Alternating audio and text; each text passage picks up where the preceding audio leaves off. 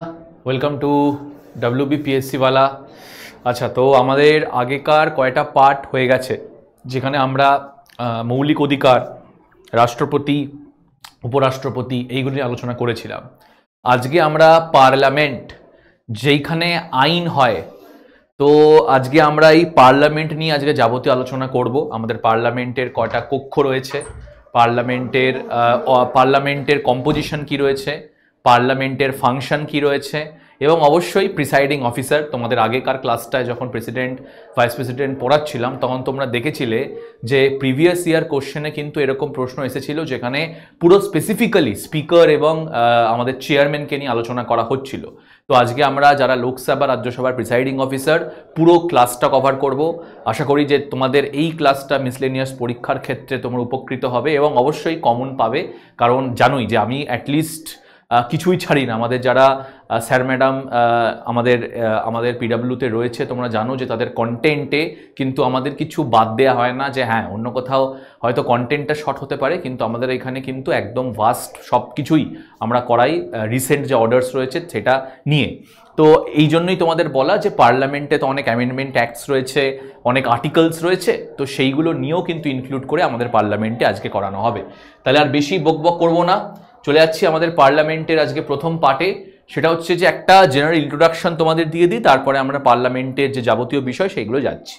তাহলে দেখো, পার্লামেন্ট আমাদের একটা লেজিসলেটিভ অর্গান। লেজিসলেটিভ অর্গান মানে হচ্ছে আইন বানানো, যেই কক্ষ আইন বানায়, ল মেকিং বডি, ঠিক আছে। কেন্দ্রীয় সরকারের আইন প্রয়োগকারী যে আমাদের কক্ষ রয়েছে, অঙ্গ রয়েছে, সেইটাকে কিন্তু বলা হচ্ছে পার্লামেন্ট। এটির উল্লেখ রয়েছে আর্টিকেল 79 থেকে article 122 of the Indian constitution, part 5 of the Indian কনস্টিটিউশনে কিন্তু এর উল্লেখ রয়েছে, এবং ইউনিয়নের যাবতীয় যে জিনিসগুলোর কথা আমরা বলবো এখানে তার উল্লেখ কিন্তু পার্ট 5 ইউনিয়ন সংক্রান্ত আলোচনা করা হচ্ছে এই পার্টে। এবারে আমরা চলে যাচ্ছি যে একটা ইন্ট্রোডাকশন, সেটা হচ্ছে আমাদের যে পার্লামেন্টারি স্ট্রাকচার রয়েছে, যে সংসদ আমাদের রয়েছে, তার কিন্তু তিনটে স্ট্রাকচার রয়েছে। এবং আগের বারে তোমাদেরকে দেখিয়েছিলাম যে প্রিভিয়াস ইয়ার কোশ্চেনেও PQYও কিন্তু এটা আমরা এসছিল আমাদের, যে প্রেসিডেন্ট আমাদের রয়েছে, আমাদের কাউন্সিল অফ স্টেটস তার মানে রাজ্যসভা রয়েছে, এবং তার পাশাপাশি হাউস অফ দ্য পিপল তার মানে লোকসভাও কিন্তু রয়েছে। আচ্ছা, এবারে তোমরা হয়তো জানোই যে এই যে স্ট্রাকচারটা, এটাকে কিন্তু বলা হয় বাই ক্যামেরাল স্ট্রাকচার, ঠিক আছে। বাই ক্যামেরাল স্ট্রাকচার বলা হচ্ছে। আচ্ছা, কেন বাই ক্যামেরাল স্ট্রাকচার বলা হচ্ছে, তার কারণটা খুবই সোজা। সেটা হচ্ছে আমাদের দুখানা কক্ষ রয়েছে। যেহেতু আমাদের যে পার্লামেন্টারি স্ট্রাকচার, সংসদীয় যে ব্যবস্থা রয়েছে, সেটা ইউকে থেকে নেওয়া হয়েছে। তো ইউকেতে এই যে সংসদীয় ব্যবস্থা, এটাকে কিন্তু বলা হয় ওয়েস্ট মিনিস্ট্রিয়াল মডেল, মানে পার্লামেন্টারি স্ট্রাকচারের যে ব্যবস্থা সেটাকে বলা হয় ওয়েস্ট মিনিস্ট্রিয়াল মডেল। তো ইউকেতেও কিন্তু বাই ক্যামেরাল স্ট্রাকচার রয়েছে, সেখানেও কিন্তু রয়েছে House of Lords, House of Commons. United স্টেটসেও কিন্তু দুখানা কক্ষ রয়েছে, সেটাও একটা বাই ক্যামেরাল স্ট্রাকচার রয়েছে। ইউএসএতে রয়েছে সেনেট এবং হাউস অফ রিপ্রেজেন্টেটিভ। তেমনি ইন্ডিয়ার ক্ষেত্রেও কিন্তু দুটো কক্ষ রয়েছে, এই জন্য আমরা বলছি বাই ক্যামেরাল স্ট্রাকচার।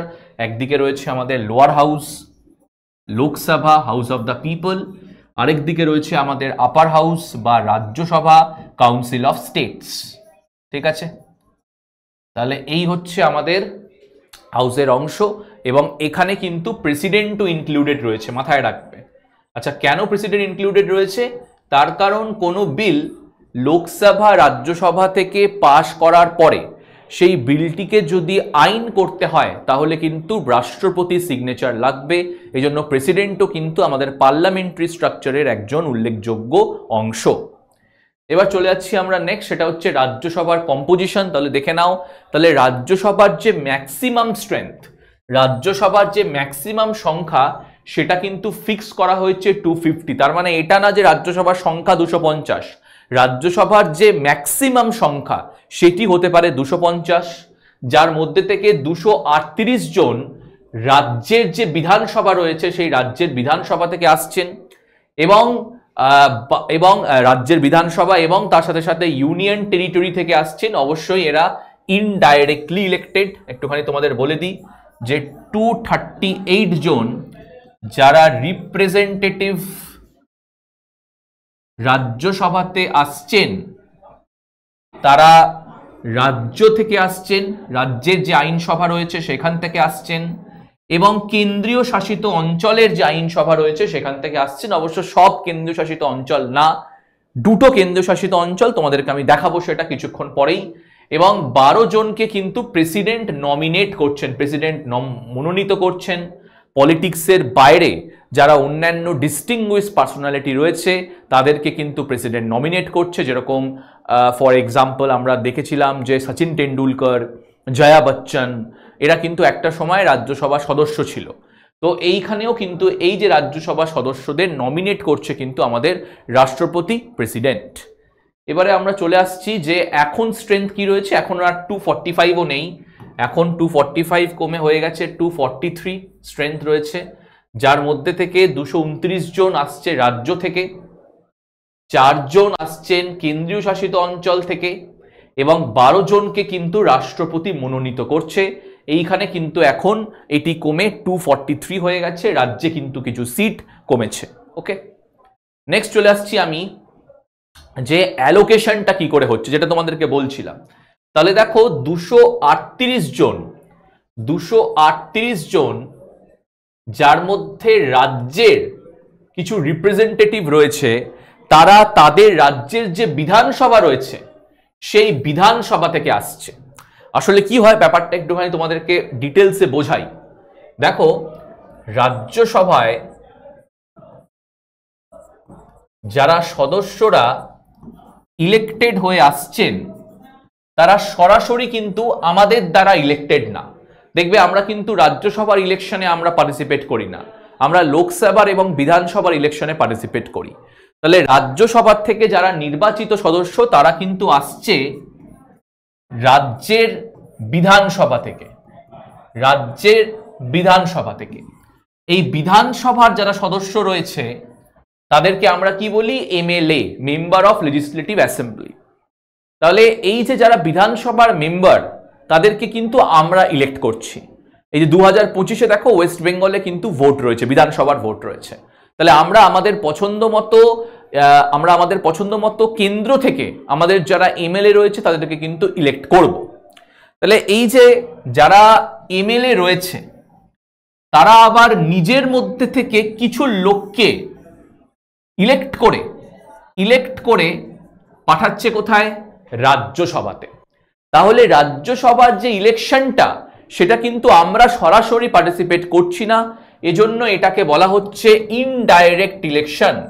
যখন আমরা সরাসরি কোনো ভোটে পার্টিসিপেট করি না তখন বলা হচ্ছে ইনডাইরেক্ট ইলেকশন। তাহলে বিধানসভার যারা সদস্য রয়েছে যারা ডাইরেক্টলি ইলেক্টেড হয়ে আসছে বিধানসভাতে, তারা নিজেদের মধ্যে থেকে কিছু লোককে পাঠাচ্ছে কোথায়? রাজ্যসভাতে। এটা কিন্তু খুব ভালো করে এই জিনিসটা মাথায় রাখবে। ওকে, এবার এখানে তোমাদের একটা প্রশ্ন করা উচিত যে স্যার এই যে রাজ্যের আপনি বলছেন যে প্রত্যেকটা রাজ্যের যে বিধানসভা রয়েছে সেই বিধানসভা থেকে যারা বিধানসভার সদস্য রয়েছে তারা নিজেদের মধ্যে একটা ইলেকশন করে ইনডাইরেক্ট ইলেকশনের মাধ্যমে রাজ্যসভাতে সদস্যদের পাঠাচ্ছে। স্যার ইলেকশনটা হচ্ছে কিসের ভিত্তিতে? ইলেকশনটা হচ্ছে কিসের ভিত্তিতে মাথায় রাখবে? ইলেকশনটা হচ্ছে সেই রাজ্যের পপুলেশনের ভিত্তিতে। সেই রাজ্যের যত জনসংখ্যা রয়েছে সেই জনসংখ্যা অনুসারে রিপ্রেজেন্টেটিভদেরকে এমন করে ভাগ করা হয় যাতে প্রত্যেকটা জনসংখ্যার জন্য প্রতিনিধিরা থাকে। তাহলে এই যে পপুলেশনটা, এই পপুলেশন বা জনসংখ্যার ভিত্তিতে বিধানসভা থেকে কত লোকে রাজ্যসভাতে যাবে সেটা কিন্তু নির্ধারণ করা হয়। যেরকম তোমরা দেখতে পাচ্ছ উত্তরপ্রদেশ সব থেকে পপুলেটেড একটা রাজ্য, তাহলে উত্তরপ্রদেশের বিধানসভা থেকে কিন্তু প্রায় অনেক লোকে যাচ্ছে রাজ্যসভাতে। আবার দেখো ত্রিপুরা কিন্তু খুব ছোট একটা স্টেট, আমাদের ইন্ডিয়াতে খুব ছোট একটা স্টেট রয়েছে। সেই ত্রিপুরার যে বিধানসভা রয়েছে বিধানসভা থেকে কিন্তু যাচ্ছে একজন লোক। তাহলে বুঝতে পারছো যে আমাদের যে রাজ্যগুলো রয়েছে UP largest, one of the largest state. তো ইউপির বিধানসভা থেকে কিন্তু প্রায় অনেক লোকে কিন্তু যাচ্ছে রাজ্যসভাতে। আবার দেখো ত্রিপুরা খুবই কম পপুলেটেড একটা রাজ্য, তাহলে ত্রিপুরার বিধানসভা থেকে কিন্তু খুব অল্প সংখ্যক লোক কিন্তু যাচ্ছে রাজ্যসভাতে। তাহলে রাজ্যসভাতে কত লোক যাবে সেটা নির্ভর করছে অবশ্যই বিধানসভার ওপর, কিন্তু কত নাম্বার অফ লোকে যাবে সেটা নির্ধারণ করছে কিন্তু সেই রাজ্যের জনসংখ্যা, পপুলেশনের ওপরে। এবং এই যে ভোটিংটা হচ্ছে এটা কিন্তু ইনডাইরেক্ট ইলেকশনের মাধ্যমে এই ভোটিংটা হচ্ছে। ওকে, তাহলে এই যে আমি লিখেও দিয়েছি ইনডাইরেক্ট ইলেকশনের মাধ্যমে কিন্তু এই ভোটিংটা হচ্ছে। এবারে আমরা চলে আসছি নেক্সট, সেটা হচ্ছে মেথড অফ ইলেকশনটা কি। বুঝতেই পারছো মেথড অফ ইলেকশনটা কিন্তু যেহেতু এটি পপুলেশনের মাধ্যমে হচ্ছে, তাহলে এখানেও কিন্তু প্রপোর্শনাল রিপ্রেজেন্টেশন ইউজ করা হচ্ছে। এবং প্রপোর্শনাল রিপ্রেজেন্টেশনের আন্ডারে যে সিস্টেমটা ইউজ করা হচ্ছে সেটাকে বলা হচ্ছে single transferable vote, STV. Proportional representation মূলত দু ধরনের হয়, একটা হচ্ছে first past the post system, সেটা হচ্ছে যেই ক্যান্ডিডেট সব থেকে বেশি ভোট পাবে সেই ক্যান্ডিডেটই জিতবে, এটা লোকসভার ইলেকশনে ফলো করা হয়। কিন্তু এসটিভি মানে হচ্ছে তাদের পপুলেশন অনুযায়ী কি রিপ্রেজেন্টেশন রয়েছে সেটি ফলো করা হয়। তাহলে প্রপোর্শনাল রিপ্রেজেন্টেশনে সিঙ্গেল ট্রান্সফারেবল ভোটের ভিত্তিতে কিন্তু রাজ্যসভার ইলেকশনটা হচ্ছে। ওকে, এবার আমরা দেখো চলে আসছি সেটা হচ্ছে আমাদের কেন্দ্রীয় শাসিত অঞ্চলে। তাহলে দেখো আমাদের এখন তো আর 8টা কেন্দ্রীয় শাসিত অঞ্চল রয়েছে, তোমরা জানো। সেটা হচ্ছে 8টা কেন্দ্রীয় শাসিত অঞ্চলের মধ্যে দিল্লি, পুডুচেরি এবং জম্মু অ্যান্ড কাশ্মীরের যারা রিপ্রেজেন্টেটিভ রয়েছে তারাই কিন্তু রাজ্যসভার ইলেকশনে অংশগ্রহণ করছে। দিল্লি, পুডুচেরি এবং জম্মু অ্যান্ড কাশ্মীর, কিন্তু জম্মু অ্যান্ড কাশ্মীরটা এখন তোমরা ধরবে না, তার কারণ জম্মু অ্যান্ড কাশ্মীরে কিন্তু এখনো অবধি ইলেকশন হয়নি। সুপ্রিম কোর্ট রিসেন্টলি অ্যানাউন্স করেছে সেপ্টেম্বর 2024-এর মধ্যে যেন কাশ্মীরের ইলেকশনস করানো হয় এবং পরবর্তীকালে যেন কাশ্মীরকে স্টেটহুড দেয়া হয়। তাহলে 8টা ইউনিয়ন টেরিটরির মধ্যে আমরা এখন যেহেতু দেখছি যে জম্মু অ্যান্ড কাশ্মীর একটা ইউনিয়ন টেরিটরিতে পরিবর্তন হয়েছে, কিন্তু সেখানে কিন্তু ইলেকশনস এখনো হয়নি। এজন্য দিল্লি এবং পুডুচেরির যারা বিধানসভা সদস্য রয়েছে তারা কিন্তু রিপ্রেজেন্ট করছে কোথায়? রাজ্যসভাতে। তাহলে 8টা ইউনিয়ন টেরিটরির মধ্যে আমরা দেখতে পাচ্ছি 3টে ইউনিয়ন টেরিটরি রিপ্রেজেন্ট করছে রাজ্যসভাতে, দিল্লি, পুডুচেরি এবং জম্মু অ্যান্ড কাশ্মীর। ঠিক আছে, এবার দেখো 12 জন যারা মেম্বার রয়েছে তাদেরকে কিন্তু প্রেসিডেন্ট নমিনেট করছে। যারা 12 জন সদস্য রয়েছে তাদেরকে কিন্তু রাষ্ট্রপতি নমিনেট করছে, যারা পলিটিক্সের বাইরের লোক, তারা মানে ইন দ্য ফিল্ড অফ দেখে নাও art, literature, social science, social service, এইগুলো থেকে যারা 12 জন রাজনৈতিকের বাইরে ব্যক্তি, রাজনীতির বাইরে যারা ব্যক্তি কিন্তু তারা ডিস্টিংগুইশ একজন পার্সোনালিটি, যারা নিজের ফিল্ডে অনেক নাম করে নিয়েছে, তাদেরকে কিন্তু প্রেসিডেন্ট নমিনেট করছে রাজ্যসভাতে। তাহলে আমি কি বললাম? 238 জন, যার মধ্যে থেকে রাজ্য থেকে এবং কেন্দ্রীয় শাসিত অঞ্চল থেকে আসছে ইনডাইরেক্টলি ইলেক্টেড হয়ে বিধানসভার মধ্যে দিয়ে। কিন্তু এখানে ইউনিয়ন টেরিটরিতে 8টা ইউনিয়ন টেরিটরির মধ্যে শুধু 3টে ইউনিয়ন টেরিটরি রাজ্যসভার ইলেকশনে পার্টিসিপেট করছে বা তাদের মেম্বাররা যাচ্ছে রাজ্যসভাতে, একটা হচ্ছে দিল্লি, পুডুচেরি এবং জম্মু অ্যান্ড কাশ্মীর। এবং 12 জনকে প্রেসিডেন্ট নমিনেট করছে রাজ্যসভাতে যারা ডিস্টিংগুইশ পার্সোনালিটি বা নিজের ফিল্ডে এস্টাবলিশ করে গেছে। নেক্সট আমি চলে আসছি সেটা হচ্ছে লোকসভার কম্পোজিশন। তাহলে দেখো লোকসভার এখন ম্যাক্সিমাম স্ট্রেংথ ফিক্স করা হয়েছে 550। হ্যাঁ, 552 আগে ছিল। এখন যেহেতু আমাদের 104th অ্যামেন্ডমেন্ট অ্যাক্টে অ্যাংলো ইন্ডিয়ান কমিউনিটি মেম্বারদেরকে আর প্রেসিডেন্ট নমিনেট করে না, এজন্য এখন যে ম্যাক্সিমাম সংখ্যা সেটাকে ফিক্স করা হয়েছে কততে? 550-তে, যার মধ্যে 530 জন আসছে রাজ্য থেকে। 530 জন আসছে রাজ্য থেকে। এই যে দেখো আমাদের এখন লোকসভার ইলেকশন হচ্ছে, তো তাহলে আমাদের পছন্দ মতো কেন্দ্র থেকে আমরা কিন্তু আমাদের এমপিদেরকে ডাইরেক্টলি আমাদের কেন্দ্রে ভোট দিয়ে আমরা কিন্তু লোকসভাতে পাঠাচ্ছি। তাহলে এই যে লোকসভার ইলেকশনটা হচ্ছে এটা কিন্তু ইনডাইরেক্ট না, আমাদের হয়ে আমাদের রিপ্রেজেন্টেটিভরা ভোট দিচ্ছে না, যেটা আমরা রাজ্যসভার ক্ষেত্রে দেখলাম। আমরা সরাসরি ইলেকশনে পার্টিসিপেট করে আমাদের পছন্দ মতো এমপিকে আমরা পাঠাচ্ছি কোথায়? লোকসভাতে।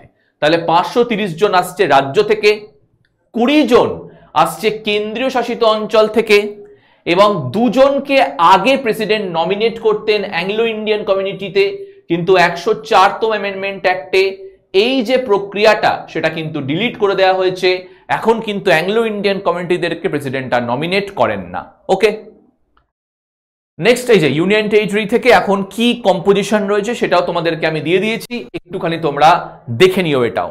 ওকে, আচ্ছা, এই যেটা বললাম যে ইলেকশন কিন্তু ইউনিভার্সাল অ্যাডাল্ট ফ্র্যাঞ্চাইজিতে বেস করা রয়েছে, তার মানে আমরা সরাসরি 18 বছর বয়সের পরে আমাদের ভোটার তালিকাতে নাম উঠলে আমরা নিজেদের মতো নিজেদের কেন্দ্র থেকে আমরা কিন্তু আমাদের এমপিদেরকে ইলেক্ট করে থাকি। ওকে, নেক্সট এখন স্ট্রেংথ রয়েছে, দেখো এখন টোটাল স্ট্রেংথ রয়েছে 543, যার মধ্যে 530 জন আসছেন রাজ্য থেকে, 13 জন আসছে কেন্দ্রীয় শাসিত অঞ্চল থেকে। এটা একটুখানি খেয়াল রাখবে। এখন কি আমাদের কম্পোজিশন রয়েছে, অবশ্যই কম্পোজিশন খুব তাড়াতাড়ি পাল্টাতে চলেছে। নেক্সট চলে আসছি আমরা ডিউরেশন। তাহলে দেখো তাহলে লোকসভার যে সময়কাল সেটা কিন্তু 5 বছর, লোকসভার যে সময়কাল সেটা কিন্তু 5 বছর, কিন্তু 5 বছরের আগেও প্রেসিডেন্ট যদি চায় তাহলে লোকসভাকে ভেঙে দিতে পারে। 5 বছর আগেও যদি প্রেসিডেন্ট চায় তাহলে লোকসভাকে ভেঙে দেওয়া যেতে পারে বা ডিসলভ করে দেওয়া যেতে পারে। এতে আমি আসছি একটু পরেই।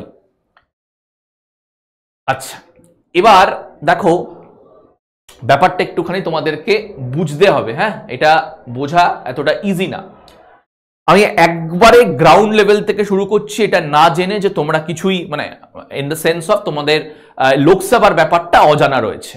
তাহলে এখানে দেখো আমরা কি বললাম যে লোকসভার সময়কাল রয়েছে 5 বছর। ওকে, কারেক্ট, তাই তো? কিন্তু মনে রেখো, ফর এক্সাম্পল যদি এরকম করে আমরা ধরি যে এই যে ইলেকশনসটা হতে চলেছে 2019-এ যে ইলেকশনটা আমাদের হয়েছে, সেখানে আমরা দেখেছি যে বিজেপি প্রায় 300-র বেশি ভোট পেয়েছে এবং এনডিএ সরকার এখন কিন্তু সরকার বানিয়েছে।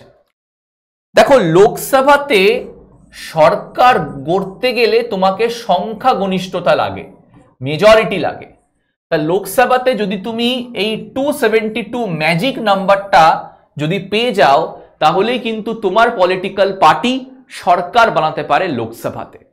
তাহলে 2019-এ বিজেপি 300টা আসন পেয়েছে, এই জন্য বিজেপি কিন্তু সরকার এখন আমাদের লোকসভাতে রয়েছে, যার বিজেপির লিডার হচ্ছে আমাদের প্রধানমন্ত্রী নরেন্দ্র মোদী, তিনি আমাদের প্রাইম মিনিস্টার, সোজা হিসেব। কিন্তু মনে করো 2024-এর ইলেকশনে বিজেপি 250টা আসন পেল। হতেই পারে যে বিজেপি 250টা আসন পেল, বলছি না পাবেই, পেতে পারে, জাস্ট একটা ইমাজিনেশন আমরা করছি এখানে, হাইপোথেটিক্যাল সিচুয়েশন।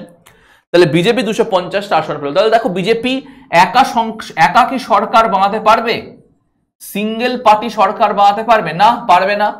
তাহলে তাকে এখনো 22টা ভোট প্রয়োজন রয়েছে। তাহলে বিজেপির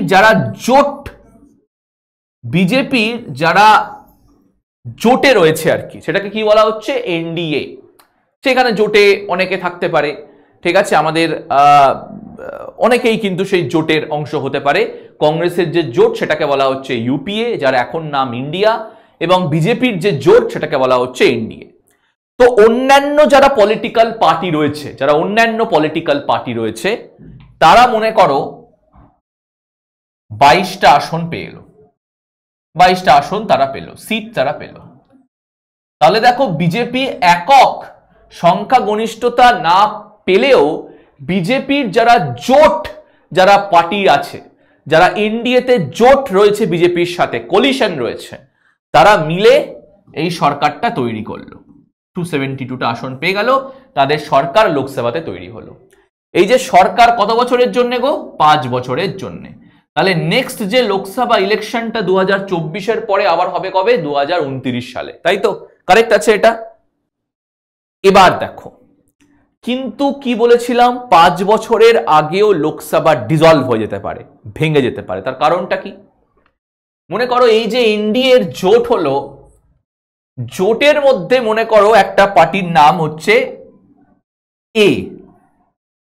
এ পেয়েছে 10টা সিট। এ 2 বছর যেতে না যেতেই বিজেপিকে বলছে যে আমি আর আপনাদের সাথে থাকতে চাই না, আমি ইন্ডিয়া জোটের সাথে যেতে চাই, আমি ইন্ডিয়া জোটের সাথে সরকার বানাবো, আমি আপনার সাথে আর থাকতে চাই না। তাহলে যদি 10টা সিট বিজেপির কমে যায় তাহলে কিন্তু দেখো সংখ্যাগরিষ্ঠতা রইল না, 262 হয়ে গেল, 10টা সিট কিন্তু বিজেপির কম পড়ছে। এই সময় অপোজিশন পার্টিতে যারা রয়েছে তারা যদি পাশ করে দেয় অনাস্থা প্রস্তাব, মানে নো কনফিডেন্স মোশন, এবং বিজেপি যদি সংখ্যাগরিষ্ঠতা না দেখাতে পারে তাহলে কিন্তু প্রেসিডেন্ট 5 বছরের আগেই লোকসভাকে ডিসলভ করে দেবে, লোকসভাকে ভেঙে দেবে। তাহলে যেই পার্টির সংখ্যাগরিষ্ঠতা রয়েছে সেই পার্টি লোকসভাতে সরকার বানাবে। যদি কোনো সময় সেই পলিটিক্যাল পার্টি সংখ্যাগরিষ্ঠতা না থাকে তাহলে রাষ্ট্রপতি কিন্তু লোকসভাকে ভেঙে দিতে পারে। ভেঙে দেওয়ার পরে অনেক কিছু হতে পারে। ভেঙে দেওয়ার পরে রাষ্ট্রপতি অপোজিশন পার্টিকে বলতে পারে যে আপনাদের আমি 1 মাস সময় দিচ্ছি, 1 মাসের মধ্যে আপনারা সংখ্যাগরিষ্ঠতা প্রুফ করে দেখান। যদি তারাও না দেখাতে পারে তাহলে কিন্তু প্রেসিডেন্ট আবার নতুন জেনারেল ইলেকশনসের আয়োজন করতে পারে। তাহলে এই হচ্ছে আমাদের লোকসভার প্রক্রিয়া, যে 5 বছরের আগেও কিন্তু লোকসভা ডিসলভ হতে পারে। নেক্সট চলে আসছি আমরা, যে লোকসভার যে নর্মাল টার্ম সেটা কিন্তু আমরা দেখলাম 5 বছর, কিন্তু যখন ইমার্জেন্সি থাকবে, বিশেষ করে যখন ন্যাশনাল ইমার্জেন্সি লাগু থাকবে, তখন এই যে লোকসভার সংখ্যা সেটা কিন্তু বাড়তে পারে 1 বছর করে, মানে 1 ইয়ার অ্যাট এ টাইম। তাহলে ন্যাশনাল ইমার্জেন্সির সময় যে নর্মাল যে লোকসভার ডিউরেশন রয়েছে সেটি কিন্তু বাড়তে পারে 1 ইয়ার অ্যাট এ টাইম, এবং ন্যাশনাল ইমার্জেন্সি হয়ে যাওয়ার পরে 6 মাসের মধ্যে কিন্তু নতুন যে লোকসভা রয়েছে তার ইলেকশনসটা কন্ডাক্ট করাতে হবে। Can not continue beyond a period of 6 months. Okay, next চলে আসছি আমরা। আচ্ছা, এটা একটুখানি দেখে নাও, কিছুই না, এটা যে লোকসভার যে টার্ম সেটি 42nd অ্যামেন্ডমেন্ট অ্যাক্ট, এই 42nd অ্যামেন্ডমেন্ট অ্যাক্ট ইন্দিরা গান্ধীর নেতৃত্বে হয়েছিল ইমার্জেন্সির সময়। তো 42nd অ্যামেন্ডমেন্ট অ্যাক্টটি ইন্দিরা গান্ধী লোকসভার যে সময়কাল সেটি 6 বছর করে দিয়েছিলেন, কিন্তু আবার 44th অ্যামেন্ডমেন্ট অ্যাক্টে 1978-এ এই যে লোকসভার সময়কাল এটিকে কিন্তু কমিয়ে করা হয় আবার 5 বছর। ঠিক আছে, এখনো কিন্তু 5 বছরই রয়েছে। নেক্সট চলে আসছি আমরা, সেটা হচ্ছে রাজ্যসভার ডিউরেশন। তাহলে দেখো রাজ্যসভা কিন্তু লোকসভার মতো না, রাজ্যসভা কিন্তু একটা পার্মানেন্ট বডি, তার মানে রাজ্যসভা কোনোদিনও ভেঙে যায় না। যেরকম আমরা লোকসভার সময়কাল দেখলাম 5 বছর, রাজ্যসভার কিন্তু সময়কাল নেই। রাজ্যসভা কিন্তু অনির্দিষ্ট কালের জন্য চলতে পারে, পার্মানেন্টলি কিন্তু সেটি চলতে পারে। কিন্তু রাজ্যসভা যারা সদস্য রয়েছে তাদের সময়কাল রয়েছে, যারা রাজ্যসভা সদস্য রয়েছে তাদের সময়কাল হচ্ছে 6 বছর। কত বছর? 6 বছর। তারই ভিত্তিতে 1/3 মেম্বার, রাজ্যসভার 1/3 মেম্বার রিটায়ার করে প্রত্যেক 2 বছর অন্তর অন্তর। তারই ভিত্তিতে রাজ্যসভার যারা 1/3 মেম্বার রয়েছে তারা রিটায়ার করে প্রত্যেক 2 বছর অন্তর অন্তর, এটা একটু খেয়াল রাখবে। নেক্সট চলে আসছি আমরা কোয়ালিফিকেশন। তাহলে লোকসভার মেম্বার হতে গেলে তোমার কি কি কোয়ালিফিকেশন লাগবে? তোমাকে ভারতীয় নাগরিক হতে হবে। আচ্ছা, এই পয়েন্ট একটু বাদ দেবে, ঠিক আছে, এটা আমি এইখানেই কেটে দিলাম। এই পয়েন্ট একটু বাদ দেবে, এই পয়েন্টটাতে একটুখানি ভুল বলবো না, একটুখানি কমপ্লেক্স রয়েছে, এটাকে আমি ইজি করে তোমাদেরকে বুঝিয়ে দেবো। নেক্সট দেখে নাও কি বলা হচ্ছে, যে যদি তিনি রাজ্যসভার মেম্বার হতে গেলে তোমাকে 30 বছর বা তার ঊর্ধ্বে তোমার বয়স হতে হবে। তাহলে প্রথমে হচ্ছে তোমাকে ভারতীয় নাগরিক হতে হবে, দ্বিতীয় রাজ্যসভার মেম্বার হতে গেলে তোমার বয়স হতে হবে 30 বছর বা তার ঊর্ধ্বে। লোকসভার মেম্বার হতে গেলে তোমার বয়স হতে হবে 25 বছর বা তার ঊর্ধ্বে। এবং সেই সময় যা যা কোয়ালিফিকেশন পার্লামেন্ট প্রেসক্রাইব করবে বা যা যা কোয়ালিফিকেশন পার্লামেন্ট চাইবে সেই কোয়ালিফিকেশনও কিন্তু তোমার থাকতে হবে। তাহলে এই হচ্ছে আমাদের কোয়ালিফিকেশন যেটা পার্লামেন্টের কাছে রয়েছে। নেক্সট চলে যাচ্ছি আমরা ডিসকোয়ালিফিকেশন। তুমি ডিসকোয়ালিফাইও হতে পারো, কিভাবে দেখে নেব আমরা। তাহলে যদি তুমি কোনো অফিস অফ প্রফিট হোল্ড করো, এটা সব জায়গাতেই রয়েছে, তাহলে ইউনিয়ন গভর্নমেন্টেরও হোল্ড করতে পারবেন না, স্টেট গভর্নমেন্টও হোল্ড করতে পারবে না, বা কোনো লোকাল বডিরও হোল্ড করতে পারবে না। তোমার যদি মস্তিষ্ক বিগড়ে যায় বা যদি দেখা যায় যে তুমি আনসাউন্ড মাইন্ড, মানে তুমি মাইন্ডের দিক দিয়ে তুমি সাউন্ড না, তুমি হয়তো কিছু অ্যাবনর্মাল বিহেভিয়ার করছো, এবং সেটা যদি কোনো একটা কোর্ট ডিক্লেয়ার করে দেয় যে তোমার মাইন্ড ঠিক নেই, তাহলেও তোমাকে ডিসকোয়ালিফাই করা হতে পারে। তুমি যদি দেউলিয়া হয়ে যাও বা ব্যাংকরাপ্ট হয়ে যাও, তাহলেও কিন্তু তুমি ডিসকোয়ালিফাই হতে পারো। নেক্সট, তুমি যদি অবশ্যই ভারতের নাগরিকত্ব ছেড়ে দাও এবং অন্য দেশের নাগরিকত্ব নিয়ে নাও, তাহলে তো অটোমেটিক্যালি ডিসকোয়ালিফাই তুমি হচ্ছই। এবং সেই সময় যদি পার্লামেন্ট কোনো ল বানায় এবং সেই লয়ের আয়ত্তায় যদি তুমি পড়ে যাও, তাহলেও কিন্তু তুমি ডিসকোয়ালিফাই হতে পারো। ফর এক্সাম্পল, যদি তুমি 10th শিডিউলের আন্ডারে দলবিরোধী আইন মানে অ্যান্টি ডিফেকশন ল, এই অ্যান্টি ডিফেকশন লয়ের আয়ত্তায় পড়ে যাও, তাহলেও কিন্তু তুমি ডিসকোয়ালিফাই হতে পারো। অ্যান্টি ডিফেকশন ল মানে কি? মনে করো যে তুমি একটা পলিটিক্যাল পার্টির চিহ্নতে জিতলে, জেতার পরে তুমি অন্য পলিটিক্যাল পার্টিতে চলে গেলে, বা তুমি একটি পলিটিক্যাল পার্টির সিম্বলে জিতলে কিন্তু তুমি তোমার পলিটিক্যাল পার্টির লিডার বা তোমার পলিটিক্যাল পার্টির যে আর কি ডাইরেকশন রয়েছে, তোমার পার্টি যে তোমাকে নির্দেশ দিচ্ছে তুমি সেই কাজ করছো না, তাহলেও কিন্তু তোমাকে ডিসকোয়ালিফাই করা হতে পারে। তাহলে এইটাকে বলা হচ্ছে অ্যান্টি ডিফেকশন ল, যদি তুমি দল বিরোধী আইনের আন্ডারে পড়ে যাও। নেক্সট চলে আসছি আমি, সে আরো কি ডিসকোয়ালিফিকেশন, এই যে যেটা বললাম ডিফেকশন আর কি, ঠিক আছে, দল বিরোধী আইন। আচ্ছা, এবার একটা খুব গুরুত্বপূর্ণ ব্যাপার বলে রাখি, যে তুমি দল বিরোধী আইনের আন্ডারে পড়েছো কি পড়নি, সেটা নির্ধারণ কে করবে? সেটা নির্ধারণ করবে প্রিসাইডিং অফিসার। আজকে তোমার পার্টি একটা ভোট হচ্ছে পার্লামেন্টে, সেখানে তোমার পার্টির নেতা বা পার্টি বললো আপনি ইয়েস বলবেন, তো তুমি নো বলে চলে এলে, তো তাহলে তুমি তো পার্টির অপমান করলে। পার্টি তোমাকে একটা সিম্বল দিয়ে জিতিয়ে এনেছে, তুমি সেটার অবমাননা করলে। বা পলিটিক্যাল পার্টি সিম্বলের জেতার পরে তুমি অন্য পলিটিক্যাল পার্টিতে চলে গেলে, তাহলে সেটা তো আমাদের সাথে একটা বিশ্বাসঘাতকতা করা হলো। ইলেক্টরস যারা আর কি ভোটিং দিচ্ছে, তাদের সাথে বিশ্বাসঘাতকতা করা হলো। তাহলে এইটাতে কিন্তু অ্যান্টি ডিফেকশন লয়ের আন্ডারে পড়তে পারো। এবার তুমি দলবিরোধী আইনের আন্ডারে পড়েছো কি পড়নি, সেটা নির্ধারণ করবে সেই হাউসের প্রিসাইডিং অফিসার। তাহলে লোকসভার ক্ষেত্রে স্পিকার, রাজ্যসভার ক্ষেত্রে চেয়ারম্যান। এবার চলে আসছি আমি নেক্সট, সেটা কি বলা হচ্ছে? Resignation letter. তুমি রেজিগনেশন লেটারও দিতে পারো। রেজিগনেশন লেটার তুমি তোমার হাউসের যে প্রিসাইডিং অফিসার তাকে দেবে। যদি লোকসভা থেকে হয় তাহলে স্পিকারকে দেবে, রাজ্যসভা থেকে হলে চেয়ারম্যানকে দেবে। এবং সে যদি টানা 60 দিন অ্যাবসেন্ট থাকে, টানা 60 দিন যদি অ্যাবসেন্ট থাকে উইথাউট এনি প্রপার নোটিস, তাহলেও কিন্তু তাকে ডিসকোয়ালিফাই করা যেতে পারে। নেক্সট আমি চলে আসছি, আচ্ছা এটা কিছুই না, জাস্ট একটা জিনিস তোমাদেরকে বলে দিচ্ছি, সেটা একটু দেখে নাও। সেটা হচ্ছে যে তুমি একই সাথে দুটো সিট কিন্তু হোল্ড করতে পারবে না। আমি জাস্ট এটাকে তোমাদেরকে সিম্পলি বলে দিচ্ছি। ডাবল মেম্বারশিপ, এই যে ডাবল মেম্বারশিপ রয়েছে, এটা কিন্তু পার্লামেন্টে অ্যালাউ না। হ্যাঁ, ডাবল মেম্বারশিপ কিন্তু পার্লামেন্টে অ্যালাউ না। তুমি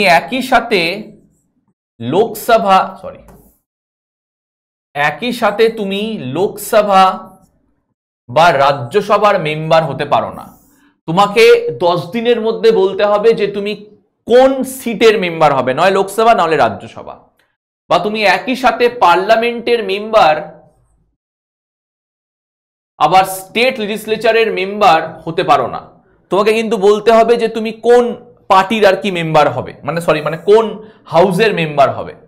বা তুমি একই সাথে দুটো সিটে বসতে পারবে না। তোমাকে বলতে হবে যে তুমি কোন সিটে প্রতিনিধিত্ব করবে বা তুমি কোন সিট থেকে রিপ্রেজেন্ট করবে। তাহলে এই কথাগুলো কিন্তু সব এখানে বলা রয়েছে আমাদের। এই যে দুটো সিটে তুমি বসতে পারবে না, ঠিক আছে। তারপরে হচ্ছে তোমাদের এই যে 10 দিনের মধ্যে কিন্তু তোমাকে বলতে হবে যে তুমি লোকসভা বা রাজ্যসভা থেকে জিতবে, বা তুমি স্টেট লেজিসলেচার বা পার্লামেন্টের মেম্বার কিন্তু একই সাথে হতে পারবে না। নেক্সট চলে যাচ্ছি আমরা ওথ। তাহলে পার্লামেন্টের মেম্বাররা শপথ কার থেকে নিচ্ছে? পার্লামেন্টের মেম্বারদের শপথ অ্যাড্রেস বা শপথ পাঠ করাচ্ছেন কিন্তু আমাদের প্রেসিডেন্ট, ওকে, রাষ্ট্রপতি। নেক্সট আমরা চলে যাচ্ছি স্যালারি। তাহলে পার্লামেন্টের মেম্বারদের যে স্যালারি সেটা নির্ধারণ করছে কিন্তু পার্লামেন্ট। তাদের পেনশনের ব্যাপারে কোনো কথা লেখা নেই সংবিধানে, এই জন্য তাদের পেনশনের ব্যাপারও নির্ধারণ করবে কিন্তু পার্লামেন্ট। তাহলে তাদের স্যালারি, অ্যালাওয়েন্সেস, পেনশন নির্ধারণ করছে কিন্তু পার্লামেন্ট। নেক্সট চলে আসছি আমরা এবারে রাজ্যসভার ক্ষমতাতে। দেখো এখানে অনেক জিনিস ইম্পর্টেন্ট রয়েছে, একটুখানি বিশেষ করে কিন্তু মনোযোগ দেবে। রাজ্যসভার স্পেশাল ক্ষমতা প্রথম আমরা ডিসকাস করছি আর্টিকেল 249 নিয়ে। দেখো আমাদের যেহেতু একটা যুক্তরাষ্ট্র কাঠামো রয়েছে, যুক্তরাষ্ট্র কাঠামো থাকা জন্যে আমাদের তিনটে লিস্ট বানানো হয়েছে, union list, state list, concurrent list. দেখো ইউনিয়ন লিস্টে কিছু আইটেমস রয়েছে যেখানে এক্সক্লুসিভলি ল বানানোর দায়িত্ব রয়েছে পার্লামেন্টের, যেরকম military, foreign affair, currency, communication. এতে এক্সক্লুসিভলি ল কে বানাবে? ল বানাবে হচ্ছে পার্লামেন্ট। তাহলে ইউনিয়ন লিস্টে যে আইটেমস রয়েছে তাতে ল বানাবে হচ্ছে আমাদের সংসদ। এবার দেখো স্টেট লিস্ট। দেখো স্টেট লিস্টেও এরকম কিছু আইটেমস রয়েছে যাতে ল বানাবে হচ্ছে স্টেট লেজিসলেচার, মানে বিধানসভা বা বিধান পরিষদ, রাজ্যের যে আইনসভা রয়েছে, যেরকম police, agriculture, law and order, fishery, এতে ল বানাবে রাজ্যের আইনসভা, স্টেট লেজিসলেচার। এবং কনকারেন্ট লিস্টে এরকম আইটেমস রয়েছে যেখানে ল বানাতে পারে বোথ, পার্লামেন্টও বানাতে পারে আবার স্টেট লেজিসলেচারও বানাতে পারে, যেরকম এডুকেশন, ওয়েট অ্যান্ড মেজার্স, এইগুলোতে আর কি। তাহলে বোথ আমি লিখে দিচ্ছি। কিন্তু দেখো একটা অদ্ভুত ক্ষমতা রয়েছে পার্লামেন্টের। কি ক্ষমতা রয়েছে? রাজ্যসভা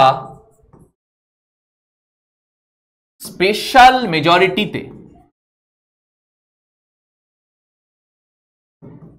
একটা বিল পাস করে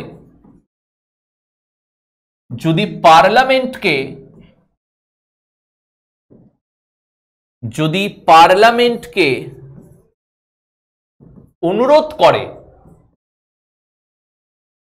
যে আপনারা দেশের স্বার্থে, ন্যাশনাল ইন্টারেস্টের স্বার্থে আপনারা স্টেট লিস্টের আইটেমে ল বানান, তাহলে পার্লামেন্ট স্টেট লিস্টে ল বানাবে। দেখতে পাচ্ছ কি ক্ষমতা? দেখো নর্মালি ল বানানোর দায়িত্ব কিন্তু স্টেট লেজিসলেচারের, কিন্তু রাজ্যসভা স্পেশাল মেজরিটিতে যদি একটা রেজলিউশন পাস করে পার্লামেন্টকে অনুরোধ করে যে আপনারা দেশের স্বার্থে স্টেট লিস্টের আইটেমে ল বানান, তাহলে পার্লামেন্ট কিন্তু স্টেট লিস্টে ল বানাবে। বুঝতে পারছো? এই জন্যই হয়তো আমাদের যুক্তরাষ্ট্র কাঠামোকে অনেক সময় বলা হয় যে কেন্দ্রীয়করণের যে ভাবনা বেশি রয়েছে। তার কারণ কি? রাজ্যসভা স্পেশাল মেজরিটিতে একটা অনুরোধ জানাতে পারে পার্লামেন্টকে যে দেশের স্বার্থে আপনারা স্টেট লিস্টের আইটেমে ল বানান। তাহলে বুঝতে পারছো একটা বিশাল ক্ষমতা রয়েছে। নেক্সট চলে আসছি আমি আর্টিকেল 312-তে। আচ্ছা কি বলছে ভাই দেখে নি। দেখো আমাদের যে অল ইন্ডিয়া সার্ভিস রয়েছে, সেই অল ইন্ডিয়া সার্ভিস আপাতত 3 রকম রয়েছে, আইএএস, আইপিএস, আইএফএস। এখানে এফটা মানে কিন্তু ফরেস্ট সার্ভিস। এবার মনে করো যে পার্লামেন্টকে নতুন অল ইন্ডিয়া সার্ভিস করতে হবে, IMS, all India ministry service, যারা মিনিস্টার হবে তাদেরকে ইউপিএসসি পাস করতে হবে, ধরে না এরকম যদি হয়, সেক্ষেত্রেও রাজ্যসভাকে স্পেশাল মেজরিটিতে একটা রেজলিউশন পাস করে পার্লামেন্টকে অনুরোধ করতে হবে যে তারা যেন নতুন অল ইন্ডিয়া সার্ভিস অ্যাড করে। ঠিক আছে? তাহলে এইখানেও কিন্তু দেখো রাজ্যসভা অনুরোধ করছে পার্লামেন্টকে যে তারা যেন নতুন অল ইন্ডিয়া সার্ভিস অ্যাড করে। তাহলে এই যে দুটো ক্ষমতা এটা কিন্তু রাজ্যসভার রয়েছে, একটা হচ্ছে স্টেট লিস্টে ল বানানো, একটা হচ্ছে অল ইন্ডিয়া সার্ভিসে ল বানানো। নেক্সট চলে আসছি আমি, এটা তোমরা আগেই জানো, সেটা হচ্ছে যে আমাদের যে উপরাষ্ট্রপতি রয়েছে, ভাইস প্রেসিডেন্ট, তাকে সরানোর প্রক্রিয়া, উপরাষ্ট্রপতিকে সরানোর যে প্রক্রিয়া সেটা কিন্তু শুরু হবে কোথায়? সেটা কিন্তু শুরু হবে একমাত্র রাজ্যসভাতে। উপরাষ্ট্রপতিকে যে সরানোর যে প্রক্রিয়া সেটি শুরু হবে সেটা শুরু হবে একদম রাজ্যসভাতে। রাজ্যসভাতে শুরু হয়ে এটি যদি লোকসভাতেও সিম্পল মেজরিটিতে পাস হয়ে যায় বা লোকসভা এগ্রি করে যায় তাহলে কিন্তু আমাদের উপরাষ্ট্রপতি ভাইস প্রেসিডেন্ট সরে যাবে। তাহলে এই হচ্ছে আমাদের পার্লামেন্টে রাজ্যসভার ব্যাপারটা। এবার আসছি আমি লোকসভার কি ক্ষমতা রয়েছে। তাহলে দেখো লোকসভার ক্ষমতা রাখো, প্রথমে হচ্ছে মানি বিল, আর্টিকেল 110-এ মানি বিল সংক্রান্ত লেখা আছে। দেখো মানি বিলের একমাত্র উৎপত্তি বা মানি বিল একমাত্র পেশ হয় কোথায়? লোকসভাতে। ভালো করে মাথায় রাখবে, মানি বিল কিন্তু একমাত্র পেশ হবে কোথায়? লোকসভাতে। তাহলে মানি বিল লোকসভাতে পেশ হবে, পেশ এবং পাস হওয়ার পরে এটি যাবে রাজ্যসভাতে। মাথায় রাখবে মানি বিলের ক্ষেত্রে রাজ্যসভার কোনো ক্ষমতা নেই, কোনো ক্ষমতা নেই। রাজ্যসভা মানি বিলকে না অ্যামেন্ড করতে পারে, মানে না পরিবর্তন করতে পারে, না সেটিকে বাদ দিতে পারে, রিজেক্ট করতে পারে। রাজ্যসভা কি করতে পারে? মানি বিলকে রিটার্ন করতে পারে, মানে ফেরত পাঠাতে পারে আবার লোকসভার কাছে। কিন্তু তারা যে ফেরত পাঠাবে তারা তো কিছু একটা পরামর্শ সমেত ফেরত পাঠাবে, যে আমাদের মনে হচ্ছে যে আপনাদের এই চেঞ্জগুলো করা উচিত, বা এই জিনিসটা বাদ দেওয়া উচিত, বা এই জিনিসটা অ্যাড করা উচিত। তাহলে তারা পরামর্শ সমেত যে মানি বিলটাকে ফেরত পাঠাবে লোকসভাতে, লোকসভা রাজ্যসভার যে পরামর্শ সেটিকে মানতেও পারে আবার নাও মানতে পারে, তাদের ইচ্ছে। এবং রাজ্যসভাকে 14 দিনের মধ্যে একটা ডিসিশন নিতেই হবে। যদি তারা 14 দিনের মধ্যেও কোনো ডিসিশন নিতে না পারে তাহলে ধরে নেওয়া হবে এটা দুটো হাউস থেকেই পাস হয়ে গেছে। তাহলে বুঝতেই পারছো মানি বিলের ক্ষেত্রে রাজ্যসভার কিন্তু কোনো ক্ষমতা নেই। মানি বিল একমাত্র পেশ হবে লোকসভাতে, রাজ্যসভা না অ্যামেন্ড করতে পারে না রিজেক্ট করতে পারে, শুধু 14 দিন বিলটিকে আটকে রাখতে পারে। এবং তারা যে রেকমেন্ডেশনগুলো দিচ্ছে সেটা লোকসভা অ্যাকসেপ্টও করতে পারে, রিজেক্টও করতে পারে। তাহলে পুরোপুরি কিন্তু এখানে আমরা লোকসভার ক্ষমতা দেখছি। নেক্সট চলে যাচ্ছি আমরা স্পিকার। লোকসভার যে স্পিকার রয়েছে তোমাদেরকে আগের বার বলেছিলাম, দেখো জয়েন্ট সিটিং আজকে মূলত কিন্তু আমি বলছি তার কারণ রয়েছে। হ্যাঁ, অর্ডিনারি বিলের ক্ষেত্রে জয়েন্ট সিটিং হয়, মানে সাধারণ বিলের ক্ষেত্রে লোকসভা রাজ্যসভার কিন্তু সমান ক্ষমতা। সাধারণ বিল লোকসভাতেও পাশ হতে পারে, রাজ্যসভাতেও পাশ হতে পারে, এবং রাজ্যসভা যদি কোনো উপদেশ দেয় বা পরামর্শ দেয় সেটা কিন্তু লোকসভাকে কনসিডার করতেই হবে। তাহলে রাজ্যসভা লোকসভার কিন্তু সমান ক্ষমতা রয়েছে অর্ডিনারি বিলের ক্ষেত্রে, সাধারণ বিলের ক্ষেত্রে, যেখানে মানি বিলের কোনো উল্লেখ নেই। তাহলে যদি লোকসভা রাজ্যসভার মধ্যে মানি বিলকে নিয়ে কোনো রকম সমস্যা, অর্ডিনারি বিলকে নিয়ে কোনো রকম সমস্যা হয় তাহলে, বা কোনো রকম ডিসএগ্রিমেন্ট হয়, বা অর্ডিনারি বিলটা পার্লামেন্টে 6 মাসের বেশি আটকে রয়েছে, সেই সময় এই যে লোকসভা রাজ্যসভার মধ্যে যে ডিসএগ্রিমেন্ট, তার কারণ অর্ডিনারি বিলে কিন্তু রাজ্যসভারও কিন্তু সই লাগবে। রাজ্যসভা যে উপদেশ দিচ্ছে সেটা লোকসভাকে মানতে হবে, যদি লোকসভা না মানে তাহলে কিন্তু বিলটা পার্লামেন্টকে আটকে গেল। এটাকে বলা হয় ডেডলক। এই ডেডলকটাকে ভাঙার জন্যে প্রেসিডেন্ট একটা জয়েন্ট সিটিং এর আহ্বান দিতে পারে। জয়েন্ট সিটিং মানে যেখানে লোকসভা রাজ্যসভা সদস্যরা একসাথে আসবে এবং কথোপকথনের দ্বারা তাদের যে ডিসএগ্রিমেন্ট রয়েছে সেটিকে মেটানোর চেষ্টা করবে। তাহলে এই জয়েন্ট সিটিংটা ডাকতে পারে কে? ডাকতে পারে হচ্ছে রাষ্ট্রপতি। কিন্তু জয়েন্ট সিটিংটাকে সামলাবে কে? সেটাকে প্রিসাইড কে করবে? প্রিসাইড করবে হচ্ছে লোকসভার স্পিকার। লোকসভার স্পিকার, রাজ্যসভার চেয়ারম্যান না। ওকে। এবং যদি জয়েন্ট সিটিং এও কোনো রকমের যদি কোনো সলিউশন না হয়, জয়েন্ট সিটিং এও যদি কোনো রকমের কোনো একটা অ্যান্সার না বেরোয় বা তাদের ডিসএগ্রিমেন্ট সলভ না হয়, তাহলে কি হবে? ভোটিং হবে। এবং ভোটিং এ তোমরা জানো যে কার সদস্য সংখ্যা বেশি? লোকসভা সদস্য সংখ্যা বেশি। তাহলে লোকসভায় কিন্তু সেই ভোটিং এও জিতবে। ওকে, তাহলে এই হচ্ছে আমাদের মানি বিল এবং অর্ডিনারি বিল। Next budget.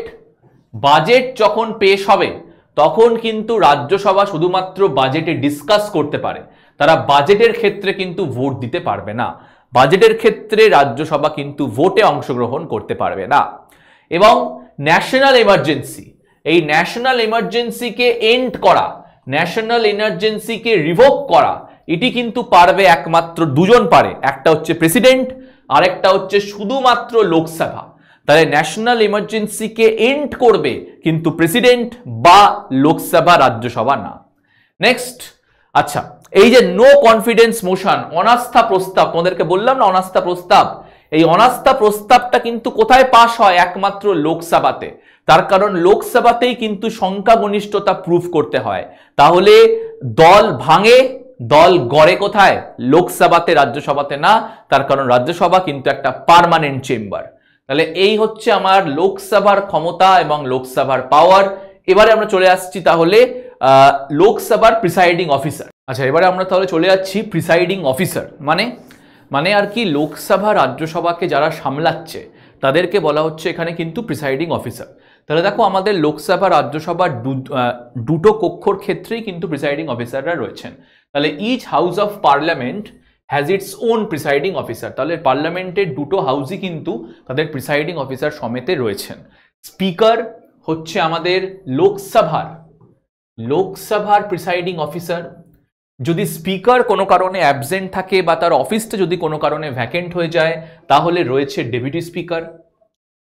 তেমনি রাজ্যসভার ক্ষেত্রে আমরা জানি রয়েছে চেয়ারম্যান। আচ্ছা এই চেয়ারম্যান মাথায় রাখবে, ইনি কিন্তু রাজ্যসভা সদস্য না, ইনি হচ্ছেন vice president, x officio chairman of Rajya Sabha. এবং ডেপুটি চেয়ারম্যান রয়েছে, যদি চেয়ারম্যান তার পজিশনটা পারফর্ম করতে না পারে বা প্রেসিডেন্টের যদি পজিশনটা ভ্যাকেন্ট হয়ে যায় তখন তো ভাইস প্রেসিডেন্ট চলে যাচ্ছে প্রেসিডেন্টের পজিশনে, সেই সময় কিন্তু রাজ্যসভাটাকে সামলাবে ডেপুটি চেয়ারম্যান। তাহলে এই হচ্ছে আমাদের প্রিসাইডিং অফিসার। এবারে আমরা বিস্তারিতভাবে পড়ে নেব। তাহলে দেখো স্পিকার এবং ডেপুটি স্পিকারের যে অফিসটা সেটা অরিজিনেট হচ্ছে কোথায়? 1921-এ, 1921 সালে অরিজিনেট হচ্ছে। আচ্ছা কোন অ্যাক্টের দ্বারা অরিজিনেট হচ্ছে? গভর্নমেন্ট অফ ইন্ডিয়া অ্যাক্ট 1919-এর দ্বারা অরিজিনেট হচ্ছে। মন্টেক চেমসফোর্ড রিফর্মের দ্বারা অরিজিনেট হচ্ছে। আমরা পড়েছিলাম 1919 সালে যে একজন হচ্ছে ভাইসরয়, একজন হচ্ছে সেক্রেটারি। তাহলে এই মন্টেক চেমসফোর্ড রিফর্মের দ্বারা স্পিকার ডেপুটি স্পিকারের যে অফিস রয়েছে সেটা অরিজিনেট হচ্ছে। 1921-এ ফ্রেডরিক হোয়াইট, কি নাম? ফ্রেডরিক হোয়াইট এবং সচিদানন্দা সিনহাকে অ্যাপয়েন্ট করছে গভর্নর জেনারেল অফ ইন্ডিয়া, ভারতের ফার্স্ট স্পিকার এবং ফার্স্ট ডেপুটি স্পিকার হিসেবে। আচ্ছা সেই সময় তো আমাদের পার্লামেন্ট ছিল না, সেই সময়ে যে আমাদের যে সংসদের যে ব্যাপার, মানে যেখান থেকে আর কি আইনি প্রক্রিয়া হতো সেটাকে কি বলা হতো? ইন্ডিয়ান লেজিসলেটিভ অ্যাসেম্বলি, বা পরবর্তীকালে সেটার নাম দেওয়া হয় সেন্ট্রাল লেজিসলেটিভ অ্যাসেম্বলি। তাহলে স্বাধীনতার আগে যে লেজিসলেটিভ অ্যাসেম্বলিটা ছিল তার প্রথম স্পিকার হচ্ছেন ফ্রেডরিক হোয়াইট এবং সচিদানন্দা সিনহা হচ্ছেন deputy speaker. Central legislative assembly মাথায় রাখবে, এটা কিন্তু পার্লামেন্ট না, এটা কিন্তু ব্রিটিশের আইনসভা। ওকে নেক্সট দেখে নাও এখানে কি বলা হচ্ছে? বলা হচ্ছে জিভি মাভলঙ্কর। কি বলা হচ্ছে? জিভি মাভলঙ্কর এবং অনন্ত সায়ানাম আয়াঙ্গার। জিভি মাভলঙ্কর এবং অনন্ত সায়ানাম আয়াঙ্গারকে বলা হচ্ছে ফার্স্ট স্পিকার এবং deputy speaker of the Lok Sabha. তাহলে লোকসভা যখন গঠন হয় তখন জিভি মাভলঙ্কর এবং অনন্ত সায়ানাম আয়াঙ্গারকে বলা হচ্ছে লোকসভার প্রথম স্পিকার ডেপুটি স্পিকার। দুটোর মধ্যে কিন্তু গোলাবে না। এনারা হচ্ছেন ব্রিটিশ লেজিসলেটিভ অ্যাসেম্বলির স্পিকার ডেপুটি স্পিকার, কিন্তু লোকসভা স্বাধীনতার পরে যখন লোকসভা গঠন হয় তখন জিভি মাভলঙ্কর অনন্ত সায়ানাম আয়াঙ্গার হচ্ছেন লোকসভার এবং ডেপুটি স্পিকার এবং স্পিকার। নেক্সট চলে যাচ্ছি আমি 1925-এ ভিদালভাই জে পটেল। এই ভিদালভাই জে পটেলকে কি করা হয়? ফার্স্ট ইন্ডিয়ান ইলেক্টেড স্পিকার হিসেবে কিন্তু অ্যাপয়েন্ট করা হয় সেন্ট্রাল লেজিসলেটিভ অ্যাসেম্বলিতে। ভালো করে ব্যাপারগুলোকে গোলাবে না, আবারও বলছি ভালো করে মাথায় রাখো। 1921-এ ফ্রেডরিক হোয়াইট এবং সচিদানন্দা সিনহাকে অ্যাপয়েন্ট করা হচ্ছে সেন্ট্রাল লেজিসলেটিভ অ্যাসেম্বলিতে, মানে ইন্ডিয়ান লেজিসলেটিভ অ্যাসেম্বলিতে, ব্রিটিশ ইন্ডিয়ান অ্যাসেম্বলিতে। কিন্তু 1925-এ ভিদালভাই জে পটেলকে ইলেক্ট করা হচ্ছে, দেখো এখানে ইলেক্ট করা হচ্ছে first Indian and first elected speaker of central legislative assembly. এবং স্বাধীনতার পরে যখন লোকসভা গঠন করা হয় তখন লোকসভার প্রথম speaker G V Mavalankar, deputy speaker Ananthasayanam আয়াঙ্গারকে কিন্তু অ্যাপয়েন্ট করা হচ্ছে। ওকে আচ্ছা এবার এখানে দেখো Government of India Act 1935। Government of India Act 1935-এ তখন তো আর স্পিকার ডেপুটি স্পিকার বলা হতো না, সেই সময় বলা হতো প্রেসিডেন্ট এবং ডেপুটি প্রেসিডেন্ট, এই নামটা পাল্টে করা হচ্ছে স্পিকার এবং ডেপুটি স্পিকার। তাহলে government of India Act 1935 A speaker deputy স্পিকারের যে নাম সেটি কিন্তু আসছে, কি পাল্টে আসছে, তখন বলা হতো প্রেসিডেন্ট এবং ভাইস প্রেসিডেন্ট। ওকে, সরি, প্রেসিডেন্ট এবং ডেপুটি প্রেসিডেন্ট। নেক্সট চলে যাচ্ছি আমরা, সেটা হচ্ছে লোকসভার স্পিকারের যে ক্ষমতা রয়েছে বা লোকসভার স্পিকারের যে পাওয়ার রয়েছে সেটি আমরা দেখে নেব। তাহলে দেখো, স্পিকারের ইলেকশন সম্বন্ধে আমরা এখানে আলোচনা করছি। তাহলে স্পিকার ইলেক্টেড হচ্ছে লোকসভার মেম্বারদের দ্বারাই। যখন লোকসভার ইলেকশনের পরে যখন প্রথম সিটিং হচ্ছে, লোকসভার ইলেকশনের পরে যখন লোকসভার প্রথম সিটিং হচ্ছে, ফার্স্ট সিটিং হচ্ছে, সেই সময় আমরা দেখতে পাচ্ছি যে সেই সময় লোকসভার যারা সদস্য, মানে লোকসভাতে যারা জিতেছে আর কি, যারা মেম্বার, তারা নিজেদের মধ্যে থেকে মনে করো সেই সময় যদি 550 মেম্বার যেতে, তারা নিজেদের মধ্যে থেকে একজনকে বাছাই করে, ইলেক্টেড করে তাদের স্পিকার হিসেবে।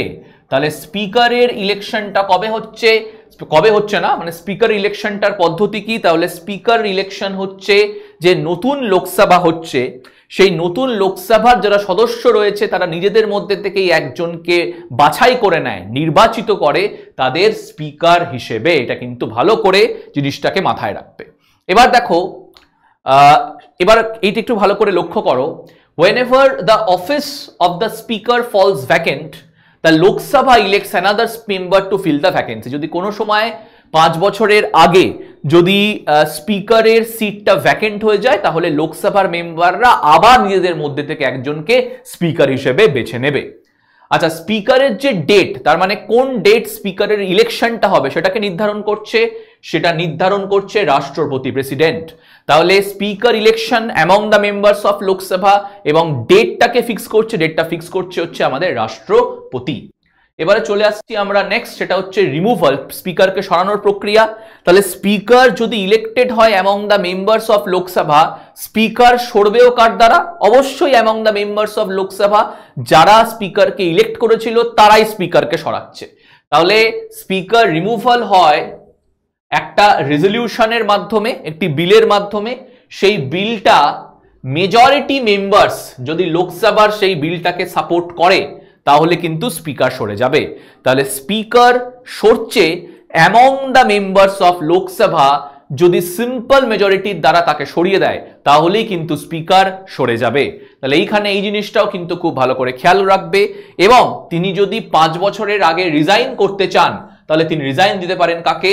ডেপুটি স্পিকারকে। অবশ্য মানে আমি 5 বছর বলছি, এরকম 5 বছর তো হয় না। যতদিন লোকসভা যতদিন না ডিজলভ হচ্ছে, ততদিন কিন্তু তিনি স্পিকার থাকছেন। ওকে, তাহলে এই হচ্ছে আমাদের স্পিকারকে সরানোর প্রক্রিয়া। নেক্সট আমরা চলে আসছি যে স্পিকারের ক্ষমতা। তাহলে অবশ্যই তার প্রথম ক্ষমতা রয়েছে লোকসভার অর্ডার এবং লোকসভার যে ডেকোরাম রয়েছে সেটিকে মেনটেন করা। দেখো, আজকে যদি তুমি লোকসভার চ্যানেল খোলো, যদি দেখবে স্পিকার না থাকে, সবাই কিন্তু বলেই যায়, নিজের কথোপকথন রেখেই যায়। তাহলে এই যে লোকসভার তো একটা অর্ডার রয়েছে, ডেকোরাম রয়েছে, এইটিকে মেনটেন করার দায়িত্ব কার রয়েছে? আমাদের কিন্তু স্পিকারের রয়েছে। তাছাড়া দেখো, আজকে মনে করো যে লোকসভাতে যদি minimum number of member present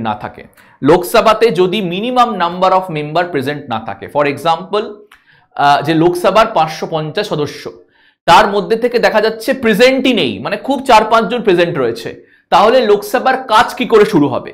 এই যে minimum number of member present থাকতে হবে লোকসভার কাজ শুরু করার জন্য, এটাকে বলা হয় কোরাম। কি বলা হয়? কোরাম। ভালো করে মাথায় রাখবে। তাহলে মিনিমাম নাম্বার অফ মেম্বার কত থাকতে হবে যাতে লোকসভার কাজ বা রাজ্যসভার কাজ শুরু করা যায়? সেটা হচ্ছে 1/10 of the total strength of the assembly.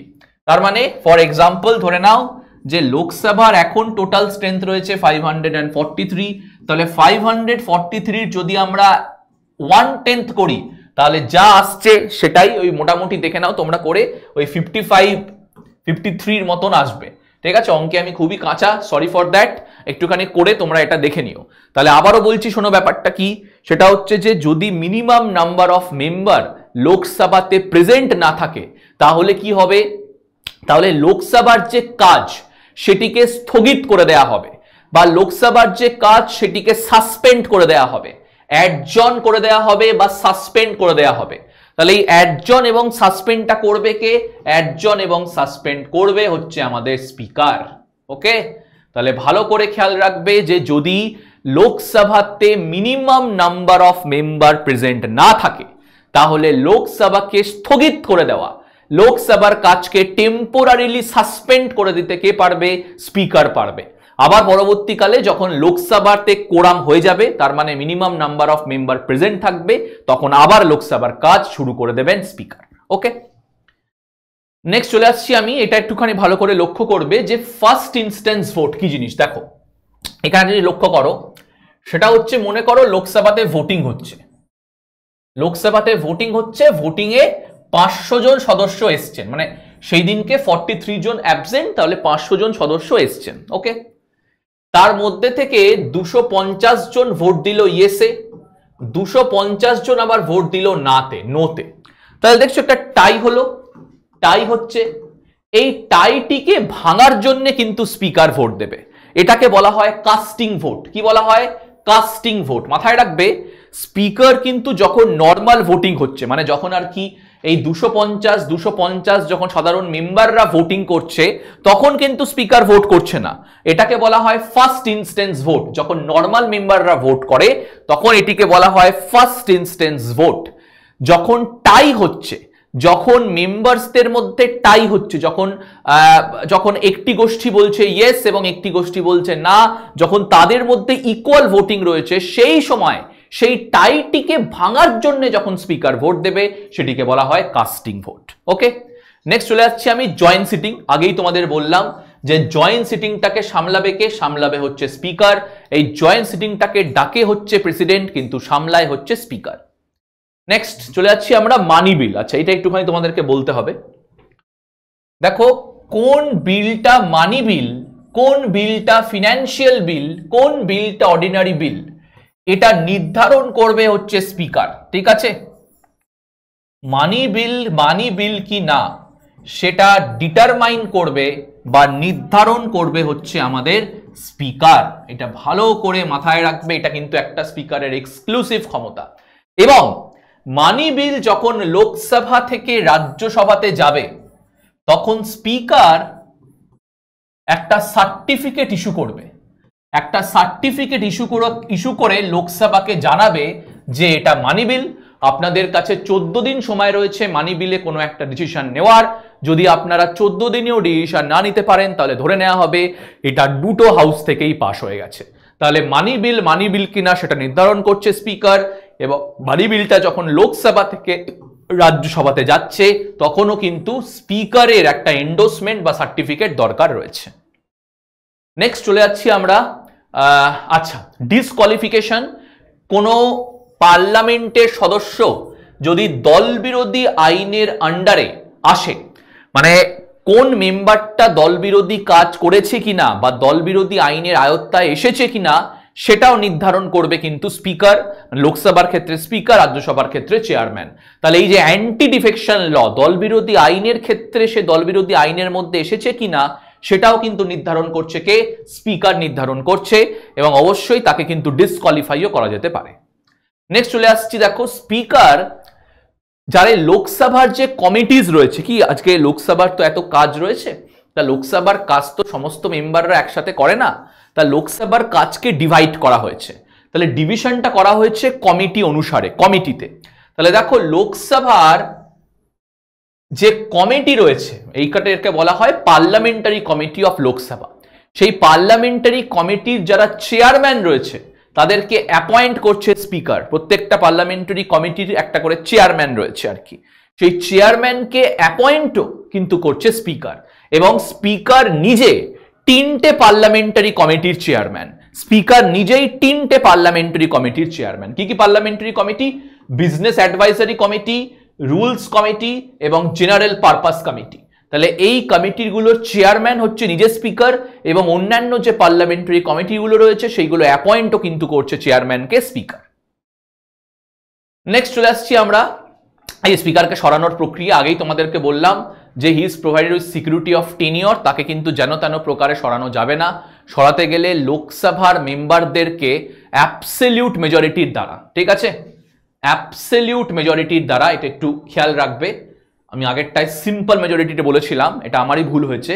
তো এই অ্যাবসলিউট মেজরিটিটা কিন্তু একটু খেয়াল রাখবে, যে অ্যাবসলিউট মেজরিটির দ্বারা লোকসভার মেম্বাররা যদি নিজেদের মধ্যেই ভোটিং করে কিন্তু স্পিকারকে রিমুভ করতে পারে, স্পিকারকে কিন্তু বার করে দিতে পারে। অবশ্যই রিমুভ করার আগে তাকে একটা 14 ডেজের নোটিশ পাঠাতে হবে, এবং অবশ্যই এই রেজলিউশনটা যখন পেশ হবে আর কি লোকসভায়, তখন কিন্তু 50টা মেম্বারের সাপোর্ট লাগবে এই যে মোশনটাকে পেশ করার জন্য।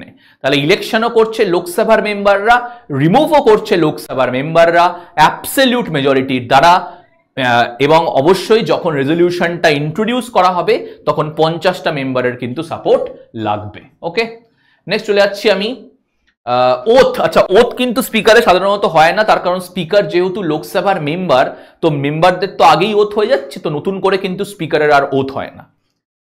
নেক্সট চলে যাচ্ছি আমরা স্যালারি অ্যালাওয়েন্সেসে। তাহলে স্পিকারের যে স্যালারি বা অন্যান্য ভাতা সেইগুলো কিন্তু নির্ধারণ করছে পার্লামেন্ট। তার যে স্যালারি সেটা কোথা থেকে আসছে? স্যালারি আসছে কনসোলিডেটেড ফান্ড অফ ইন্ডিয়া থেকে, ঠিক আছে। এবং স্পিকার লোকসভাকে মেনটেন করার জন্য যা ফাংশন করবে বা যা নির্ধারণ নেবে বা যা ডিসিশন নেবে, সেটা কিন্তু কোনো কোর্ট অফ লতে চ্যালেঞ্জ করা যাবে না, কোনো কোর্ট অফ লতে চ্যালেঞ্জ করা যাবে না। নেক্সট চলে আসছি আমি ডেপুটি স্পিকারে। দেখো কি বলা হচ্ছে, ডেপুটি স্পিকার মানে বুঝতেই পারছো, স্পিকার যদি কোনো কারণে অ্যাবসেন্ট থাকেন বা স্পিকার যদি কোনো কারণে তার কাজ পারফর্ম করতে না পারেন, তাহলে সেক্ষেত্রে কিন্তু আমাদের রয়েছে ডেপুটি স্পিকার। তাহলে deputy speaker like the speaker, স্পিকারের মতোই লোকসভার মেম্বারদের দ্বারা ইলেক্ট হয়। যখন প্রথমে স্পিকারের ইলেকশনটা হয়ে গেল, তারপরেই লোকসভার মেম্বাররা নিজেদের মধ্যে থেকেই একজনকে বেছে নেয় তাদের ডেপুটি স্পিকার হিসেবে। তাহলে speaker election, deputy speaker election দুটোই কিন্তু প্রায় এক। আচ্ছা, কিন্তু ডেপুটি স্পিকারের যে ইলেকশনের ডেট সেটা কিন্তু নির্ধারণ করে স্পিকার। এইটা একটু খেয়াল রাখবে, হ্যাঁ, এইটা একটু খেয়াল রাখবে। স্পিকারের ক্ষেত্রে নির্ধারণ করছে প্রেসিডেন্ট, ডেপুটি স্পিকারের ক্ষেত্রে নির্ধারণ করছে কিন্তু স্পিকার। এবং তিনি যদি রিজাইন দিতে চান তাহলে রিজাইন কিন্তু দিতে পারেন স্পিকারকে। ওকে, নেক্সট চলে আসছি আমি তার রিমুভালের প্রক্রিয়া সেম, ঠিক আছে, তার রিমুভালের প্রক্রিয়া সেম। সেটা হচ্ছে যে ডেপুটি স্পিকারকে সরাবে লোকসভার মেম্বাররাই, লোকসভার মেম্বাররা নিজেদের মধ্যে ভোটিং করে যেরকম স্পিকারকে সরাচ্ছে, তেমনি সেম প্রক্রিয়াতে কিন্তু ডেপুটি স্পিকারকেও সরাতে পারে। আচ্ছা, রেজিগনেশন জানি না এই ভাষাটা কি করে এরকম লেখা হয়ে গেল, তো যাই হোক কিছুই লিখিনি আমি। সেটা হচ্ছে স্পিকার রিজাইন দেবে ডেপুটি স্পিকারকে, আবার ডেপুটি স্পিকার রিজাইন দেবে স্পিকারকে। ওকে, ভাইসি ভার্সা আর কি, ঠিক আছে, হলো।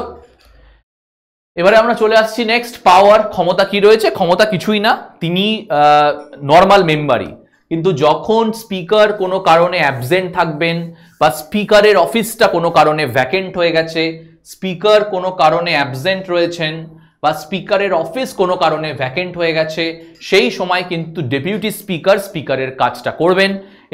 এবং যেই সময় তিনি স্পিকারের কাজটা করবেন সেই সময় কিন্তু তিনি সমস্ত রকমের পাওয়ার প্রিভিলেজ এনজয় করবেন, যেটি আগে স্পিকার এনজয় করতেন, ঠিক আছে।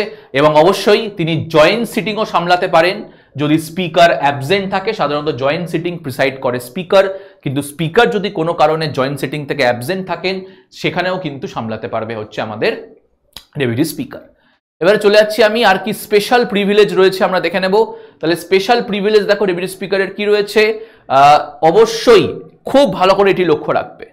Special privilege of deputy speaker, whenever he is appointed, যদি তিনি অ্যাপয়েন্ট হয়ে যান কোনো পার্লামেন্টারি কমিটির মেম্বার হিসেবে, যদি তিনি অ্যাপয়েন্ট হয়ে যান কোনো পার্লামেন্টারি কমিটির মেম্বার হিসেবে, তাহলে অটোমেটিক্যালি তিনি কিন্তু সেই কমিটির চেয়ারপারসন হয়ে যাবেন। খুব ভালো করে এই ব্যাপারটাকে কিন্তু খেয়াল রাখো, যে যদি ডেপুটি স্পিকার কোনো পার্লামেন্টারি কমিটির সদস্য হয়ে যান, তাহলে অটোমেটিক্যালি তিনি কিন্তু সেই কমিটির মেম্বার হয়ে যাবেন। খুব গুরুত্বপূর্ণ কিন্তু এটা আমাদের দেখতে হবে। নেক্সট চলে যাচ্ছি আমরা স্যালারি অ্যালাওয়েন্সেস। তাহলে ডেপুটি স্পিকারের যে স্যালারি সেটাও কিন্তু নির্ধারণ করে পার্লামেন্ট, তার স্যালারি আসছে কনসোলিডেটেড ফান্ড অফ ইন্ডিয়া থেকে। এবং তিনি যখন আর কি শপথ গ্রহণ করবেন, যেহেতু তার শপথ গ্রহণটা অলরেডি ডিসাইডেড রয়েছে, সেই জন্য কিন্তু আর নতুন করে শপথ গ্রহণ হয় না। নেক্সট, হ্যাঁ এই দেখো স্পিকার প্রোটাম, অবশ্য তোমাদের পরীক্ষার ক্ষেত্রে এখনো অবধি দেয়নি, কিন্তু দেবে না এমন কিন্তু কোনো আশা নেই, ওকে, মানে দিতেও পারে। তো দেখো ব্যাপারটা কি জিনিস, যে স্পিকার ইলেকশন হওয়ার আগে, স্পিকারের ইলেকশন হওয়ার আগে লোকসভাটা তো কাউকে সামলাতে হবে, বা স্পিকারের ইলেকশনটা তো কাউকে করাতে হবে।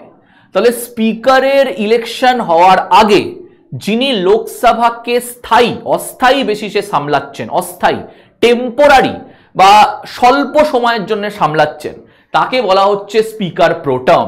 তাহলে যখন লোকসভার স্পিকার নেই বা লোকসভার স্পিকারকে ইলেকশনটা কন্ডাক্ট করাচ্ছে কিন্তু এই স্পিকার প্রোটাম। এই স্পিকার প্রোটামকে অ্যাপয়েন্ট করছে কে? অ্যাপয়েন্ট করছে কিন্তু ভাইস প্রেসিডেন্ট।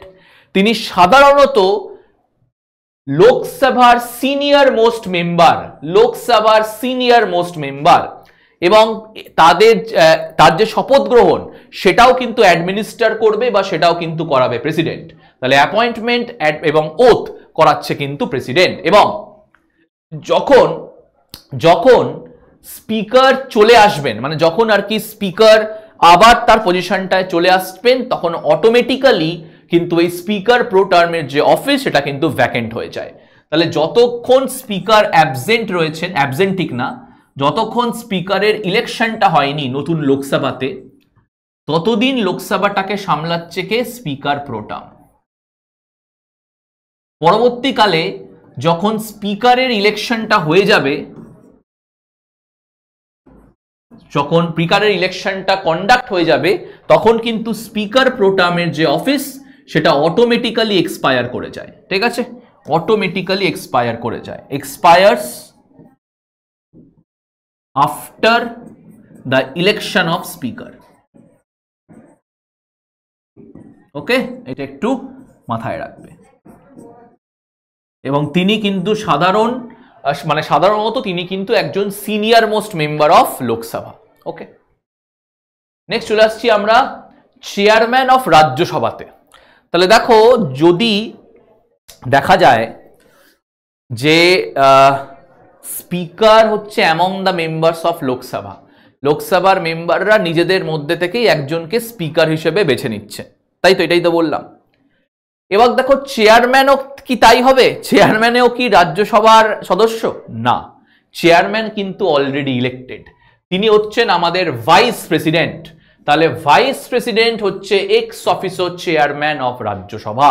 তাহলে এই জিনিসটা কিন্তু ভালো করে লক্ষ্য রাখবে। আমরা যেরকম স্পিকার ইলেকশনটা দেখেছি, স্পিকার ইলেক্টেড হচ্ছে লোকসভার মেম্বারদের দ্বারা, রিমুভও হচ্ছে লোকসভার মেম্বারদের দ্বারা, ডেপুটি স্পিকারও ইলেক্ট হচ্ছে লোকসভার মেম্বারদের দ্বারা, কিন্তু যিনি রাজ্যসভার চেয়ারম্যান তিনি কিন্তু অলরেডি ইলেক্টেড হিসেবে রয়েছেন।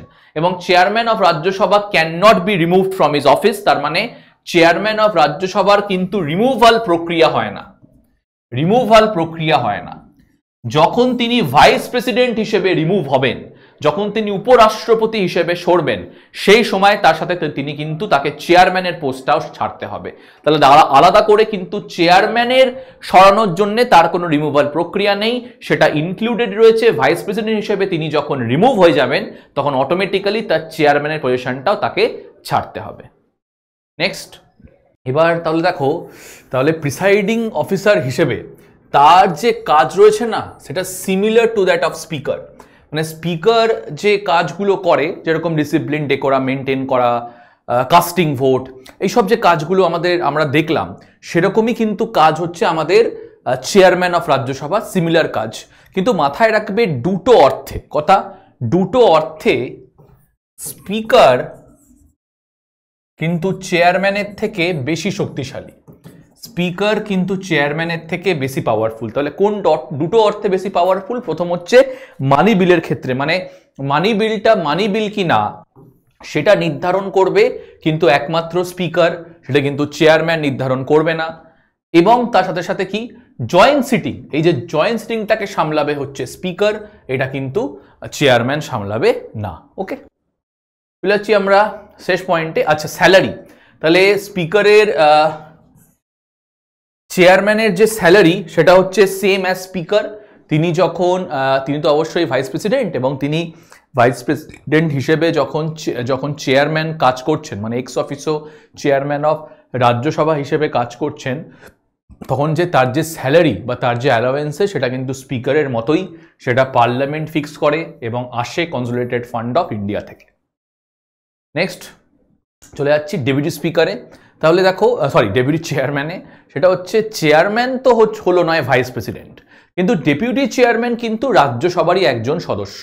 তাহলে স্পিকারের মতোই তারও ইলেকশনটা হয়, কিন্তু among the members of Rajya Sabha. তাহলে রাজ্যসভার মেম্বাররা নিজেদের মধ্যে থেকে একজনকে বেছে নেয় তাদের ডেপুটি চেয়ারম্যান হিসেবে। যেহেতু চেয়ারম্যানের ইলেকশনটা তারা করছে না, কারণ চেয়ারম্যান অলরেডি ইলেক্টেড হয়ে রয়েছেন, শুধু তারা মাত্র ডেপুটি চেয়ারম্যানের ইলেকশনটাকে কন্ডাক্ট করায়। এবং যখন চেয়ারম্যানের অফিসটা ভ্যাকেন্ট হবে, তখন বুঝতেই পারছো যে ডেপুটি চেয়ারম্যান তার যে পজিশনটা রয়েছে সেটি ফিল করবে। বা ডেপুটি চেয়ারম্যান যদি কোনো সময় তার অফিস ছেড়ে দেন বা তাকে রিমুভ করে দেওয়া হয়, তখন রাজ্যসভার মেম্বাররা নিজেদের মধ্যে থেকে আরেকজনকে ডেপুটি চেয়ারম্যান হিসেবে ইলেক্ট করবেন। নেক্সট আমরা চলে আসছি যে ভ্যাকেট কখন হতে পারে ডেপুটি চেয়ারম্যানের অফিস। একটা হচ্ছে তিনি যদি রাজ্যসভার মেম্বারশিপ বা মেম্বার পদ হারিয়ে ফেলেন। দ্বিতীয়, তিনি যদি রিজাইন করে দেন চেয়ারম্যানকে। মাথায় রাখবে যে ডেপুটি চেয়ারম্যান কিন্তু রিজাইন করবে কাকে? চেয়ারম্যানকে, এটা কিন্তু খেয়াল রাখবে। আচ্ছা, বা তাকে যদি সরিয়ে দেওয়া হয়, আচ্ছা সরিয়ে দেওয়ার প্রক্রিয়াটা সেম ডেপুটি স্পিকারের মতোই। রাজ্যসভার মেম্বাররা নিজেদের মধ্যে থেকে, মানে নিজেদের মধ্যে ভোটিং করে কিন্তু ডেপুটি চেয়ারম্যানকে সরিয়ে দিতে পারে। অবশ্যই সরানোর আগে তাকে 14 দিনের একটা নোটিশ দেওয়া হবে। তো এই হচ্ছে কিন্তু সরানোর প্রক্রিয়া। তাহলে ইলেকশন এবং রিমুভাল প্রক্রিয়া আমরা যদি দেখি, স্পিকার, ডেপুটি স্পিকার এবং ডেপুটি চেয়ারম্যানের কিন্তু এক। Elected among the members, remove নিজেদের মধ্যে যারা মেম্বার রয়েছে তারা নিজেদের মধ্যে ইলেকশন করে, একটা ইলেকশন ঠিক বলবো না, ইলেকশন তো এটা না, নিজেদের মধ্যে একটা সংখ্যাগরিষ্ঠতার দ্বারা, একটা ভোটিংয়ের দ্বারা কিন্তু এই তিনজনকেই তারা হাউস থেকে সরিয়ে দেন। তাহলে সেম এখানে আমরা দেখতে পাচ্ছি যে রিমুভাল যে নোশনটা রয়েছে সেটা স্পিকার, ডেপুটি স্পিকারের মতোই অ্যামং দ্য মেম্বার্স ভোটিং করে তাকে সরিয়ে দেওয়া হয়। এবার চলে আসছি আমরা ক্ষমতা একই রয়েছে, যে ভাইস প্রেসিডেন্ট যখন প্রেসিডেন্টের পদটাকে সামলাবেন তখন তো চেয়ারম্যানের পদটা শূন্য হয়ে যাবে। সেই সময়টা তিনি কিন্তু চেয়ারম্যানের পোস্টটাকে সামলাবেন ডেপুটি চেয়ারম্যান হিসেবে।